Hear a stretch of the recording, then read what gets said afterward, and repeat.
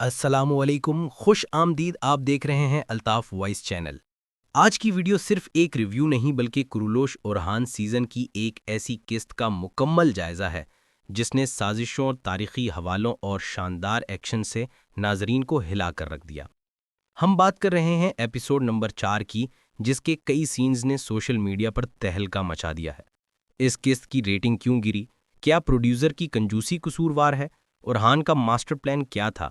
انہوں نے کس طرح علاؤالدین کے ساتھ مل کر تیمور تاش اور فیلوز کو زبردست چکما دیا؟ منگول کا مرڈر نے آخرکار اپنا وحشی پن کیسے دکھایا؟ کارا خلید کا وہ گمشدہ بیٹا کون ہے؟ بازنطینی، منگول یا کوئی اور؟ نئے جنگجوؤں کی دھماکے دار انٹری، عبدالرحمان اور کانتورالی نے بامسی کی یاد کیسے تازہ کی؟ یہ سب اور اس سے بھی زیادہ دلچسپ تفصیلات آج کی ویڈیو میں آپ کو ملیں گی، تو وقت ضائع کیے بغیر چلتے ہیں آج کی ویڈیو کی طرف۔ ناظرین کرام، پچھلی قسطوں میں جو لوگ یہ سوچ رہے تھے کہ تیمور تاش ایک شریف اور غریب سا منگول ہے، تو اس قسط نے ان کے سارے وہم دور کر دیے۔ دلی سرتگل کے نالوں سے لے کر کرلوش عثمان کی پچھات تک مرحوم منگول کمانڈر کو تباہی مچاتے دکھایا گیا۔ تیمور تاش اب اسی قبیلے سے تعلق رکھتا ہے۔ اس نے یارسر قلعے پر حملہ کر کے معصوم لوگوں کو شہید کیا اور کائی قبیلے کو خون میں نہلا دیا۔ یہ حملہ دراصل ایک پیغام تھا کہ جو معمولی سا شریف نظر آتا تھا، اب اس کی وحشت آہستہ آہستہ بڑھے گی اور وہ مزید ظالم بنتا جائے گا۔ اورحان بے نے اپنے بھائی علاؤالدین بے کے ساتھ مل کر ایک زبردست چال چلی۔ اورحان نے فیلوز کو یہ تاثر دیا کہ وہ اپنے ہی بھائی کے خلاف بغاوت کرے گا۔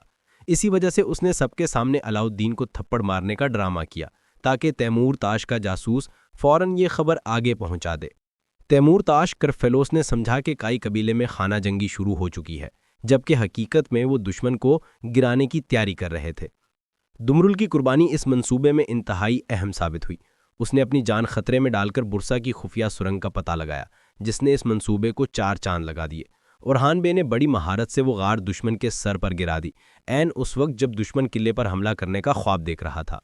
ناظرین کرام، ایک اہم سوال یہ ہے کہ کیا ساروس زندہ ہے یا مر گیا، کیونکہ وہ بھی اسی سرنگ میں داخل ہوا تھا۔ ہماری رائے میں ساروس جیسا اہم کردار اتنی آسانی سے ختم نہیں ہوگا۔ وہ شاید زخمی ہو مگر زندہ بچ جائے۔ یہاں ایک اور دلچسپ پہلو زیر بحث آیا۔ فیلوس نے سوگت کو حاصل کرنے کے لیے بڑی چال چلی۔ اسی دوران اس کی ملاقات فاطمہ خاتون سے ہوئی۔ جس طرح فیلوس فاطمہ پر مہربان ہو رہا ہے، لگتا ہے کہ فاطمہ خاتون بھی انجانے میں فیلوس کو دز دے بیٹھی ہیں۔ اگرچہ وہ اس کا اظہار نہیں کر رہی، مگر دونوں کے درمیان عجیب کشمکش اور رومان دکھائی دے رہا ہے۔ ناظرین، آپ کا کیا خیال ہے؟ کمنٹ میں ضرور بتائیے گا۔ قسط کا سب سے سنسنی خیز حصہ کارا خلید کے بیٹے کا راز ہے۔ ڈرامے کے مطابق بہت عرصہ پہلے بازنطینیوں نے جنگل میں گھات لگا کر کارا خلید کی بیوی عائشہ کو شہید کر دیا، مگر بیٹے کو مارنے کے بجائے اغوا کر لیا۔ ان کا مقصد تھا کہ اسے بازنطینی بنا کر مسلمانوں کے خلاف استعمال کریں۔ ناظرین کرام، اغوا کرنے والے کون تھے؟ اگر وہ بازنطینی تھے تو یقیناً کوئی نہ کوئی سرا موجود ہوگا۔ اگر کوئی اور تھا تو ہو سکتا ہے کہ بھیس بدل کر منگول یا کسی اور دشمن نے بچے کو اغوا کیا ہو۔ ان کے لباس سے لگ رہا ہے کہ یہ کوئی عام دشمن نہیں۔ یہ کہانی آنے والی قسطوں میں مزید سنسنی پیدا کرے گی۔ عبدالرحمان اور کانتورالی کی انٹری نے ڈرامے کے روٹین کو بدل کر رکھ دیا۔ کانتورالی کے آتے ہی تہلکہ مچ گیا۔